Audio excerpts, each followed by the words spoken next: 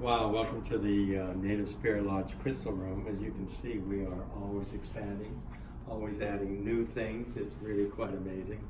Customers come in here and they're just delighted because the quality of merchandise that we get, mostly from Uruguay, is top drawer. Absolutely spectacular. Nice, deep, dark pieces that people love. Citrine pieces, we got some new citrine pieces in too. These came in already. They have a cut base in them, which is quite amazing. Also very, very, very good quality too. There was one over here that had smoky quartz in it, possibly a little tourmaline too, and they're just spectacular.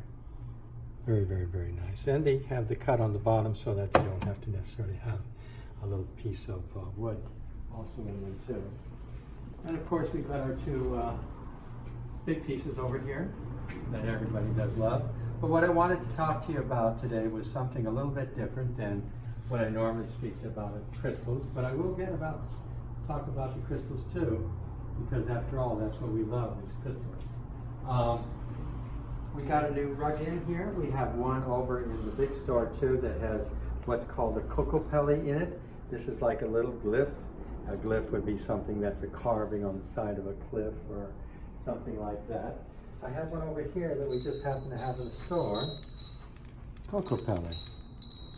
Now, as you can see, Kokopelli is kind of a little guy or girl, and all humped over and playing a flute, showing his or her magic. And what happens is there's a lot of what we say Washichi stories, a lot of non-native stories about Kokopelli. Kind of sexual, sometimes a little bit dirty, but I want to tell you the one that I've been told, the Native American story. Kokopelli was traveling through the countryside, and as you can see, he was kind of hunched over. But originally when he was walking through the countryside, he or she, because it really doesn't have a gender, would play his flute, show his magic, have a big smile on his face, and then what happened was he saw stones on the ground. Different stone here, a different stone there. Here's a nice one, that's nice ones too. Well, that's not so nice, but I like it anyway. And so as he was traveling, he would bend over and he'd pick up the stones. And he'd have a hard time playing the flute and still having the stones too. So as he was walking along, what happened was he had so many stones, he didn't know what to do with them. So he decided, well, I'll just put them on my back and I'll continue to walking, except stones are heavy, as we all know. Pretty soon you get too many of them and you start bending over and bending over and bending over, bending over and bending over. And what happened was he couldn't play his flute because it's been over too far. He couldn't stand up straight. He couldn't show his magic. He couldn't show the big smile on his face because he was all bent over. Well, the Native American story that I was told was essentially that those stones or those bricks that he put on his back were slights or insults that people had said to him. They said to him, "You're too fat. Your mother doesn't like you. I think you're ugly. You don't know what you're doing. Your music doesn't sound good." Pretty soon he was so bent over, no music, no magic, no smile, all gone.